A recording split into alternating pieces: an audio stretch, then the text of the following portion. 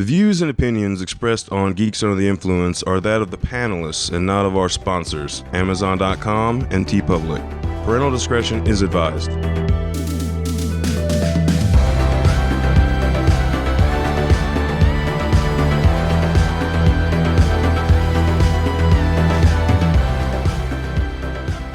GUI Nights. Here we are for GUI Nights. GUI Nights. Oh, yeah. Not creepy at all. It's supposed to be sexy, but I understand how I can come off the other way. That's fine. Right. Yeah. No, we're continuing our conversation on The Mandalorian. But to reintroduce our crew, we have Audrey Atreides. We have Lorna Digital, yes? Sure. Or Lorna Red Patch. Lorna Red Patch. That's fine. Lorna I am the Grutz, and of course, the main course. Well, no, I was the main course on the last one. You're the full fun size. That's a true. lot of magic substitute. I'm the replacement for Lowdown Brown, which is, I do what I can. You're the sexual white chocolate on this episode. Sexual German chocolate. Yeah, German chocolate. Yeah. All right, fair. You've got coconut in you, I guess. Macadamia nut. Macadamia nut. Yeah, we did Book of Boba Fett was the last episode that we did. This is the follow-up too. So Indeed. One thing that I wanted to touch base on a little bit that is that I was talking shit on the Space Vespas, and I still stand firmly by the fact that they're fucking ridiculous.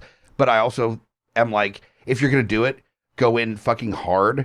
And I just really wish they had like premium Rush style bike messengers in the town that were on like space bicycles and that were yelling about bike rights and had the like stupid hats and stuff, but they were like space bike hats. Just really do it up. You have like the VW buses of Star Wars and just really pull in like iconic, like kitschy vehicles and stuff. Just say, fuck it. Like, let's not pretend that we're just making it space this, you know? I kind of wish they had, as pimp my ride as those little hover Vespas were, I kind of wish they had like covered them in like really kitschy bumper stickers that could have been really awesome Easter eggs. Or instead of like a raccoon tail, you just have like a Jawa hood or something hanging off the top of it. Or. But I did love that their little, I don't want to say leader because he wasn't the leader, but their little mod surgeon person was definitely Thundercat from Suicidal Tendencies, which is fucking fantastic. Oh yeah, no, was indeed. One of the main mods that had the eye thing. The double eyes or the single eye? The single eye, the one that just came over one eye. Okay. That seems so hokey. Like I was like, that looks cyborg. Yeah, it looked really fake and weird. Like it could. I'm fine with the thing over the eye. That's fine. But that was just. It seemed like something they got like taped to the side of his head. It didn't look very. I love the double eye goggle one though. That one guy, because they spent so much screen time on him, just staring at him with the. He almost looked like Woody Allen. I feel like Space Woody Allen. It's the perfect crossover between Star Wars. It's like Star Wars into Cyberpunk into Blade Runner. It's like that, like Genesis. No, that's exactly it. I think that's what bothered me is that the aesthetic of the mods was more of a diesel punk vibe. Yeah. Than it was like a Blade Runner, like noir cyberpunk kind of thing. Yeah, it didn't really fit Tatooine, but I did love that they kept the tradition on Tatooine where you go away and then you come back and Uncle Owen is burned to a crisp because that's what happened to Boba. Yep. Or not, yeah, that's what happened to Boba is he came back and his aunt and uncle, basically, his, Tuscan family was burnt to a crisp, a la they turned Skywalker. from sand people into literal sand people. Oh. So. Oh, and I did actually love, speaking of the sand people, I did love, when he first brought it up to Fennec did not, so sand people was like the slur. There are Tuscans. Yep. And when he brought that up to her, he almost like baited her a little bit and she didn't take it. She said, oh yeah, the Tuscans. And I think that maybe was a little bit of him litmus testing her a little bit to see what her views were. And she was super, like, on board with being respectful. She didn't call them the Sand People. She didn't call them the Tuscan Raiders. She said, oh, the Tuscans. He was like, yeah, the Tuscans. Yeah. I just want somebody to come in with another nickname for him, like the Dirt Folks. the Dune Brigade. Just some weird... The Dune Brigade. Some like regional vernacular that talks about the Tusken Raiders. I'd say the Raiders were definitely, the Tuskens were definitely some of my favorite like developments out of like old Star Wars canon for sure. I think I brought up earlier the whole thing where I love that the Tuskens were given basically their own religion, the way that they tap into the Force. There was another parallel, I don't know if you guys caught that I loved a lot. So the Jedi tapping into the Force, they have to create their own lightsaber, getting it with the crystals, and I loved that the Tusken had that same parallel where he had to go with his nose lizard to go get that special branch. Yep. Nose peyote. Yeah, no. Like Lee. Well, that's the name of the episode right there. Is and Nose then Peyote. and then create his own. I loved that parallel. Like they don't. I love those sticks with like the Hershey Kiss at the end. On the end of it. Yeah, that's. But I love that you have to discover where to get the materials for it in that sort of forced trance, but that you have to make a conscious, active effort in the building process, which is very much like the Jedi. Yeah. Fucking so awesome. much like the Jedi. Well, and I think that was the whole showdown between him and Cad Bane is, he probably hasn't had to fight, the Tuskens. And then that's how he took him out was it brought it full circle. He used that gaffy stick and boom, straight in the heart. Well, I love too that he did it twice. Is 2 different times he by default tried to go his traditional weapons that he would have done as a bounty hunter, and then 2 separate times he tried to do that, and then realized that he had to go back to his Tusken influence and pull that. So it happened once. Tusken Roots sounds like a festival that people wear, that white girls wear headdresses to. Yeah, the hula hoops with the white girl dress. But it happened. Tusken Roots Festival. It happened the first time when he got yanked out of the Bacta tank. By the way, that Bacta tank is fucking awesome, and I wish I had one of those in my house. Oh my god! Anybody over the age of 35 needs a Bantha tank. But when he got pulled out of that one, he tried to do his traditional fighting technique, and when that didn't work, he had to pull out his Tusken stick. I'm going to call it, I'm sure there's a better name for it than a Tusken stick. Gaffy stick? Gaffy stick. Whatever yes, it was. Yeah. But so that was the first time that happened. And then the next time was again against Cad Bane. He tried to do his traditional methods. That didn't work. And then he had to pull out his Tusken skills. And I kind of wish he maybe would have pulled out you should have learned the first time around, and maybe second go around you should have pulled out your Tusken stick. And because the big deal isn't, and maybe, I don't know if you know a lot of the backstory with Cad Bane and Boba, is Cad Bane actually trained Boba. Yeah, when he was a kid, and he was beginning his journey into bounty hunting. And right, so all of Boba's techniques were learned from Cad Bane, and the only thing that he's got over Cad Bane is Cad Bane doesn't know about Tusken fighting style. Yeah. Yes. You should have pulled out Tusken fighting style to begin with. Right. Which I knew nothing about Cad Bane before seeing this series. And all I have to say is like the first showdown between Cad Bane and Timothy Oliphant's character. And this badass motherfucker shows up looking all like with the fucking hat low, raising up. That standoff alone made the entire series for me. Beautiful. Yeah. And the fact that the fucking what was it, the deputy was like being a dumbass on the side. He was being a dumbass. What's going on over here? Don't talk to my sheriff like that. Oh my god. Space Barney Fife over there. Everything about that scene was amazing. Yeah. And we didn't get to mention it earlier, but the whole scene, there was a deleted episode, or it just never got finished, between Cad Bane and Boba was the plate that he has on his head after Boba, beats the shit out of him with a gaffy stick. You see that metal plate on his head, and then there's the dent in his Boba's helmet. Yeah. So that was from that episode where they kind of it's almost like they simultaneously shoot each other. Yeah, they at a draw. Yeah. Like they both got. Yeah, so that continuity, that attention to detail is just, that Dave Filoni, and you can tell him and Jon Favreau, they love Star Wars. Oh, yeah. You can tell they love it so much that they remember, they're encyclopedias. Oh, yeah. Holy shit. They just bring shit up and you're just what? Like, some minor detail. Oh, and one last thing. I was glad that Max Rebo had the day off that the sanctuary got blown up. I was like... He was on a solo tour somewhere. He was on his tour. Oh, man. Like, fucking Jennifer Beals does not get enough work. And she was like the sexiest Twi'lek I've ever seen. And she got blown the fuck up. Like, I'm so sad about that. Well, I still don't God really damn it. I don't really understand why that little establishment was important to the story to begin with.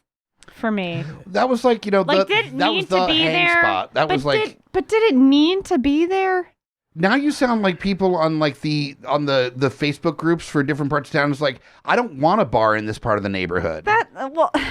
No. Because that's not it. If they're in Tatooine, and if it's a bar scene, and yes, they had a lot of the same. They had a lot of the same musicians. Yeah. From the original bar Sure. that featured in this one, which I thought was fantastic. Well, just like in Richmond, where there's the really good cover band that goes around, like there's with 3 Sheets to the Wind is the one in Richmond. But that why plays not? all sorts of different bars in the area, you know. Okay. So yeah, they play Mos Eisley, they're playing Mos Espa, like they move around, they tour a little bit. I didn't get the significance of that whole deal because really, he walks in, he gets treated like trash. And then it gets blown up the next episode. I didn't really get what the value of it was. That was the cultural water cooler of the town. It was the hot joint, and Can you say hot joint again? it was the hot joint. Yeah. Sailheis, in Gunheis.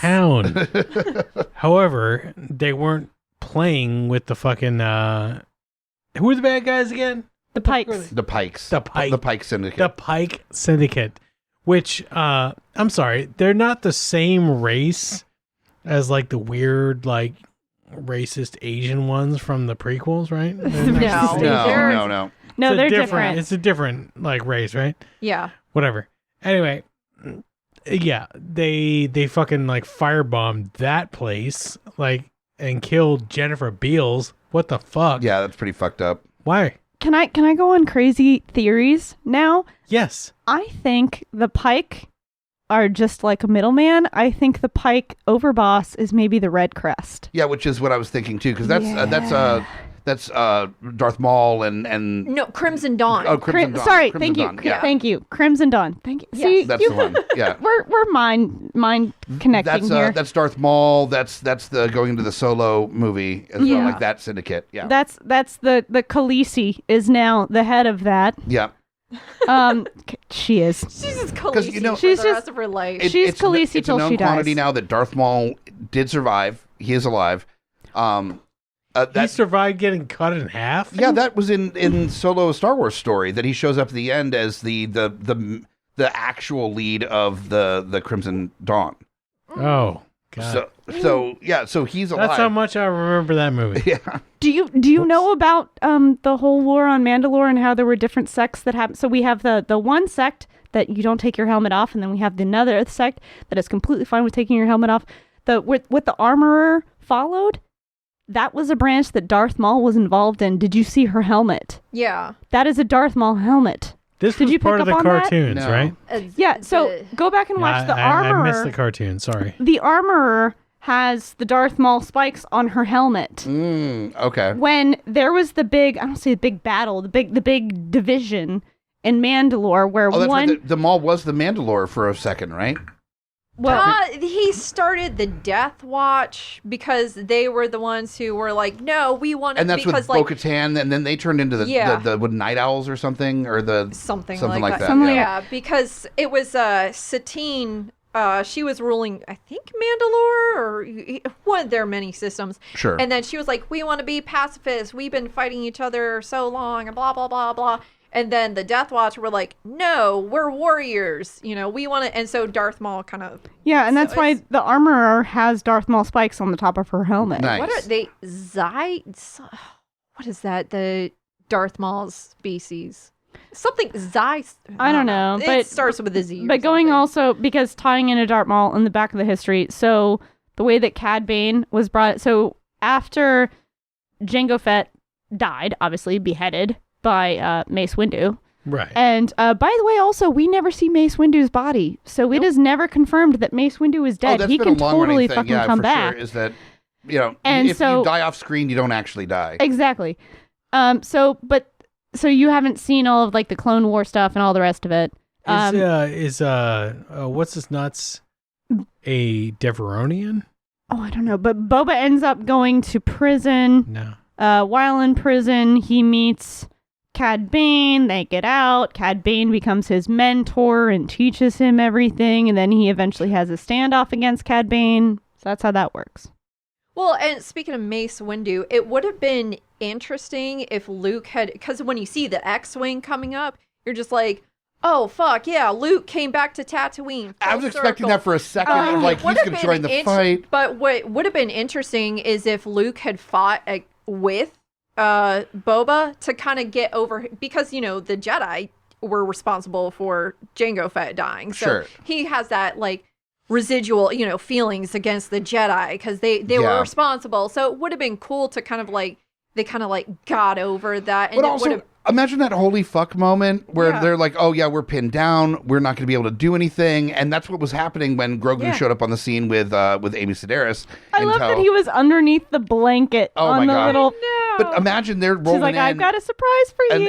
And there's fucking Luke Skywalker, and they're like, yeah, we're going to murder these Mandalorians, and we got it made. And then a fucking Jedi shows up to save the day, and just the Pike Syndicate being like, oh, fuck. Oh my God. Well, that was the whole thing.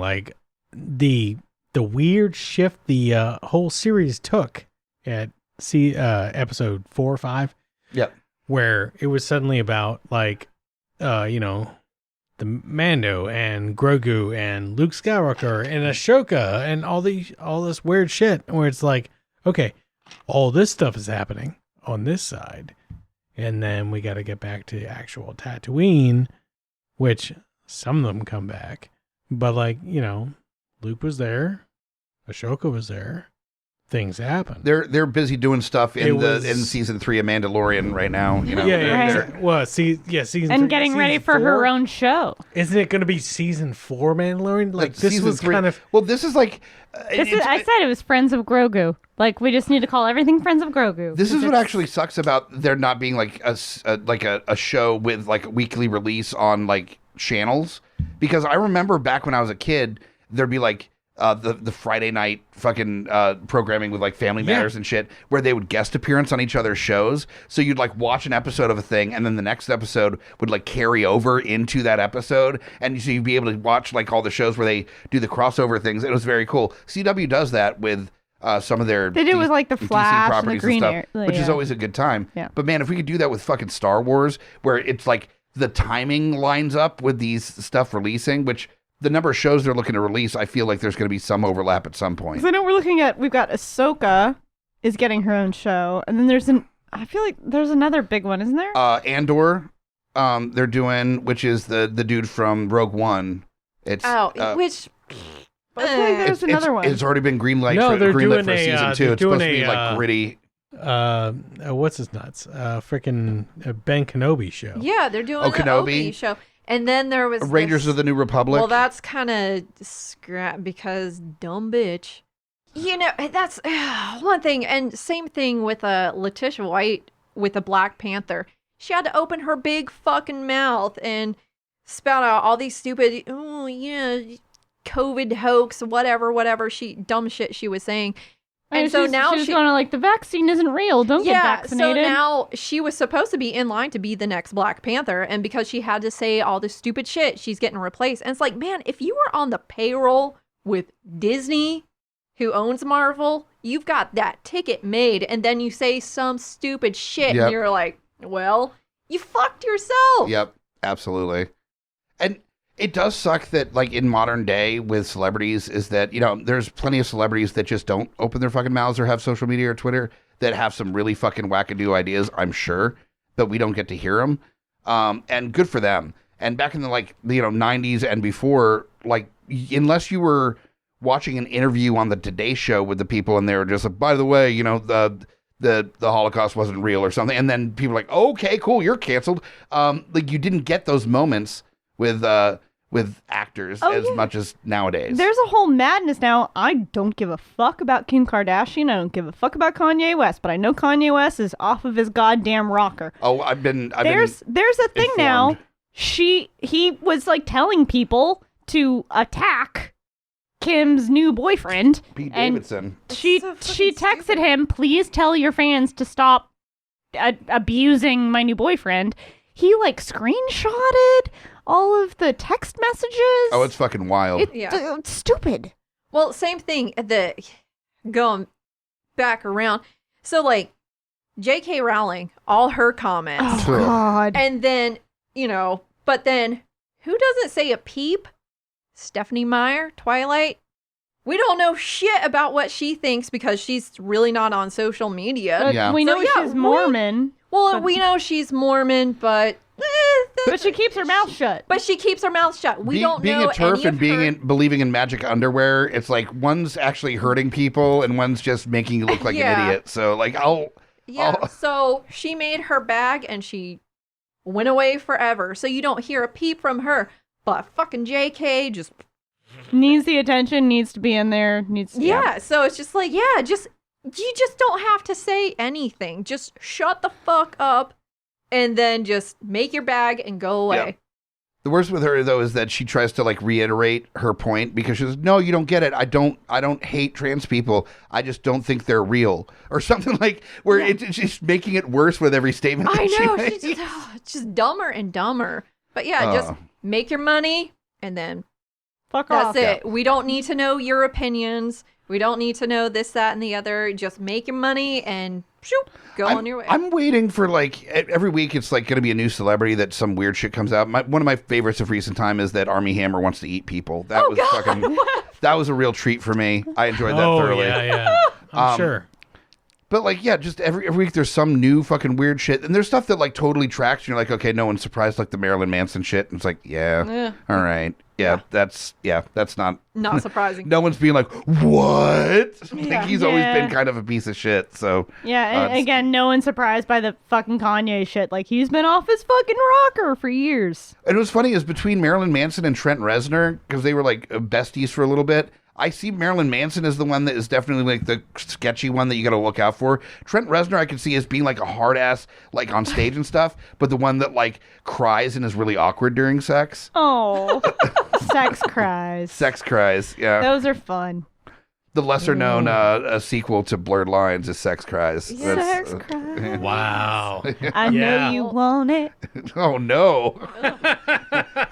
I didn't mean those kind of sex cries. That's more of a Marilyn Manson thing. I actually think we did a parody of I Know You Want It on our fucking Captain Marvel episode. Very possibly. I feel like that's the third time I've sung I Know You Want It on this microphone with you. I mean, Well, I get it.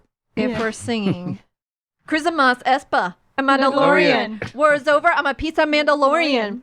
My backpacks got jets.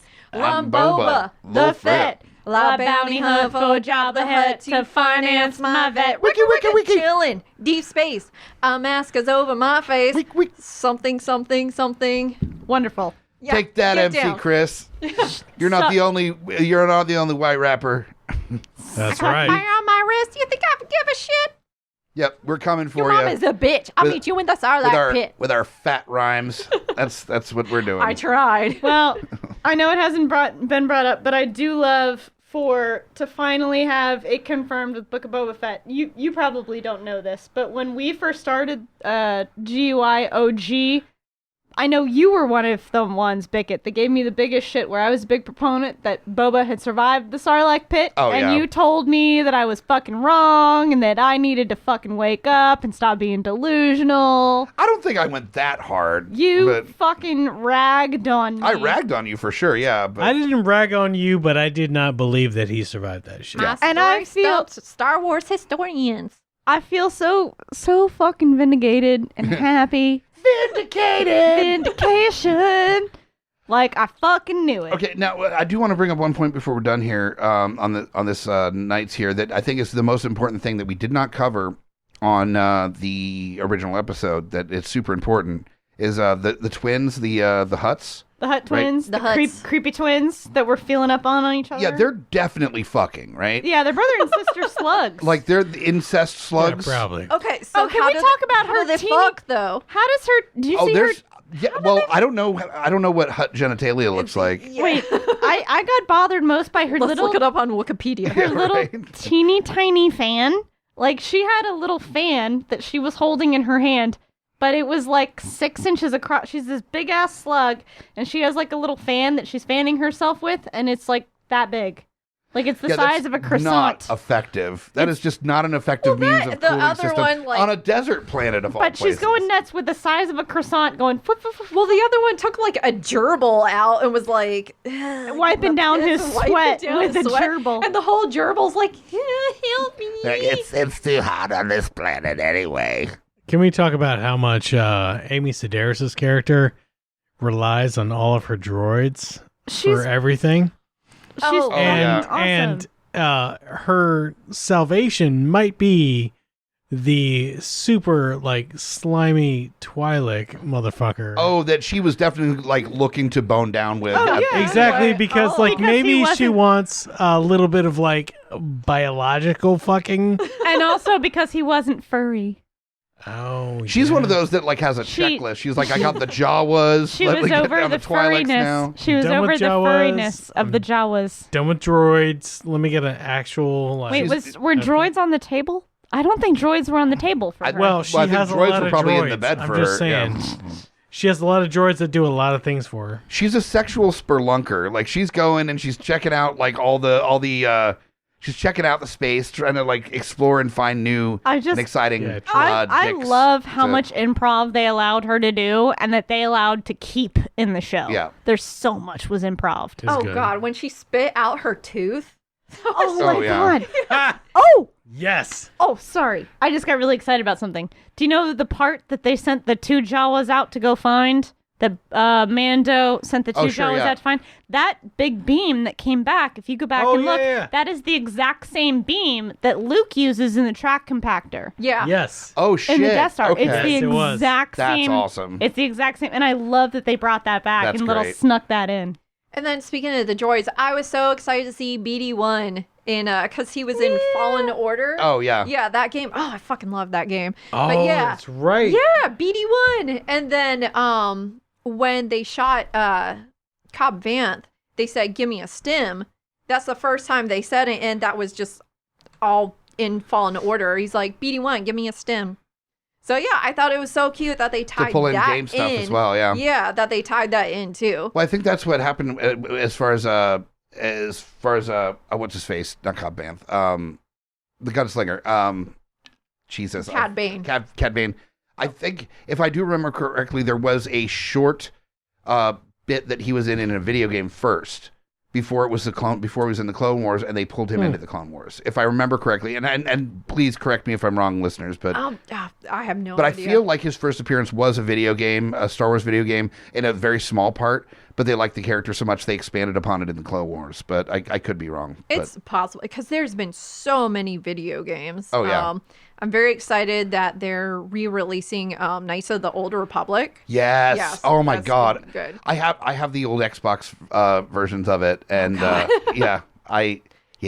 they're great. I've never done the only Star Wars video game I've ever done, which I was actually very surprisingly pleased with, was the Star Wars the Pod Racing. That Pod was Racing good. for the Dreamcast. It was like that one was of the so much fun. one of the few like prequel games that was actually worth a fuck. Like that was a very fun racing game. So good. But I really like the old LucasArts X-Wing. oh yeah, the old school. X-Wing versus TIE Fighter. Oh, and I did love for the third time in our run, we brought back what was it? The Canyon. Beggar's Canyon was brought back again. That's right, And this yep. was fucking nostalgic, and I loved Yep. it. And they even had the ramp in there. The ramp in the canyon where the fucking pod racer Yep. goes up the ramp. That it was in there, and the broken gate was still there. If you go back and watch it, the broken gate. That was a from- great scene with the new Yeah. ship and everything. So yeah, good. it's fucking awesome. Well, all I gotta say is like everything about this show was completely 100% a goddamn Western, especially towards the end. It was amazing. And we've had such a fun time talking about it both in the main episode and getting a little more dirty on this one. Yeah, this one was the like, and also like all the stuff that we didn't get to on the main episode, just like info dumping, like all this shit. Yes, and Amy Sedaris's weird sexual habits. Yep. Blah, blah, blah. And I love her in Strangers with And then Candy. I think just the hut species in general, I think fucks their siblings. I think that's They have to. 100%. Yeah. So. We will figure out in the future where Mando and Fett actually have their sexual tendencies. No, hey. But, that's for a later episode. That's going to be a steamy episode of The Mandalorian when Fett and Din Djarin get down. Oh, well, I want Din Djarin to go back to that fucking planet where he had the lady in the shrimp village. Oh, the widow that... Yeah. Oh. He needs to go back to fucking her, man. By the way, you talking about the fucking shrimp village? That was directed by... Bryce Dallas Howard. Bryce Dallas Howard. And she did number 5. She did the Mando. She did the Mando episode. The Mando episode, number 5 on this was one. So fucking epic. Like, oh People my are like, God. give her Star Wars shit. I'm like, calm down. Like, I mean, maybe, but... Give Bryce everything. But if you need like explosions and everything, Robert Rodriguez. That's what he's best at. Goddamn He probably right. packs the explosive rounds himself to save money. Like, he's such... He shoestrings that shit so well. Speaking of dude, the fucking TSA fucking scene Oh my where God. he's got to go through. I was sitting there like, oh, is he, when he gets there, is because he's flying commercial, is his like Darksaber gonna be gone? Right. Like, but I just love, and that was kind of a Western thing too, where he's pulling out all of his deals, and yeah, I loved it. God TSA damn was it. great. Jesus Christ. Yeah. Such a good run. There's too much good shit. Just too man. much good shit. Yeah. Can't fit it all. All right, we got to save it for the next season, right? Yep. We got to save our breath for the next episode. For and, Mandalorian number 4. yeah, and dig into Mandalorian. Well, season 3 or 3 I know, and a but half. this was I 3. guess. Yeah. All right. I'm looking forward to Well, it. fuck it, man. This has been a good time. Yep. I had fun. We should stay sick, stay sexy, and it's been a good night, don't you think? Yep. So, pack your things. Go the fuck home.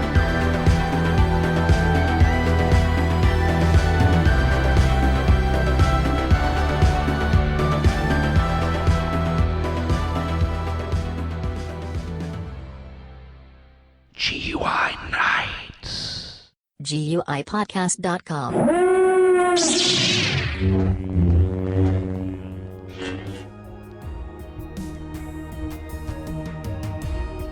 Coming straight from the mouths of madness, I'm Lowdown. I'm FU Hunter. Do you love horror? We fucking do. So this is a podcast dedicated to all things in cinematic horror. We're talking movies, television, composers, special effects artists. We're gonna fucking cover it. So if you love horror, Embrace the madness.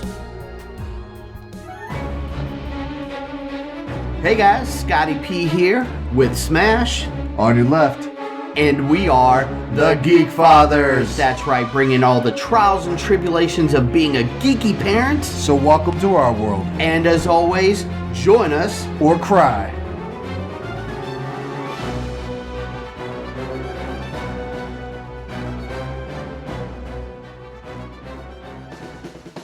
My name is Amy Bogard, And I'm Mike the Hobbit. and we are the hosts of Deeply Upsetting, where we use our expertise to answer your most upsetting hypothetical quandaries, such as what non-winged animal deserves wings? And what body part deserves a secret mouth? Which cryptid is the worst roommate? These questions and more that plague you will be answered on Deeply Upsetting, available anywhere you get your podcasts and at GUIPodcast.com. In a world of blockbuster movies, there's another dimension. The dimension of schlock cinema. Join us at Beautiful Disasters on a journey into the fringe territory of B-movie abandon. We review the flicks that are forgotten or underappreciated to give them a proper place in the annals of celluloid history. I'm the Grutz, FU Hunter. your guides at Beautiful Disasters. Come along with us for a fun ride. May the schlock be with you.